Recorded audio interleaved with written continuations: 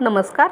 आज आपण दुधी भोपळ्याचे थालीपीठ कसे बनवायचे ते बघणार आहोत. तर इथे मध्यम आकाराचा दुधी भोपळा घेतला आहे. आधी स्वच्छ धुवून त्याचे सालं काढून अशा पद्धतीने जाड किसणीने किसून घेतला आहे आणि त्यामध्ये आता चाळून तांदळाचं पीठ टाकलं आहे. इथे गव्हाचं पीठसुद्धा घेतलं आहे आणि बेसन पीठसुद्धा घेतलं आहे मी. तुम्ही ज्वारीचं पीठही टाकू शकता. आता यात चवीनुसार मीठ, लाल तिखट, धनेपूड, जिरेपूड आणि गरम मसाला टाकला आहे. त्याचबरोबर इथे हिरवी मिरची, लसूण, कोथिंबीर याचं वाटण टाकायचं आहे. पांढरे तीळ टाकायचे भरपूर आणि हे छान एकजीव करून घ्यायचं.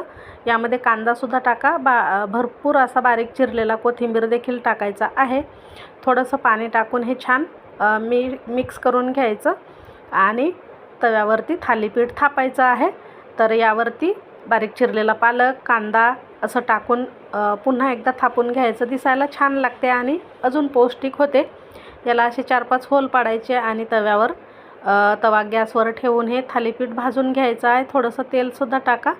आलटीपलटी करून दोन्ही बाजूने मस्त खरपूस खमंग होईपर्यंत भाजून घ्यायचं. अतिशय पौष्टिक असं हे थालीपीठ तयार होतं बघा. अशा जाळीवर काढून घेतलं आहे. आता ह्याच पद्धतीने पुन्हा मी तव्यावरती हे थालीपीठ थापून घेते. तर अशा पद्धतीने सर्व बनवून घ्यायचे थालीपीठ आणि यासोबत चटणी किंवा सॉस वगैरे अजिबात लागत नाही. असंच हे खूप छान लागते खायला. नक्की करून पहा. कसं झालं कमेंट करून सांगा. व्हिडिओ आवडल्यास लाईक करा, शेअर करा. भेटू अशाच छानशा आणि झटपट रेसिपीसह.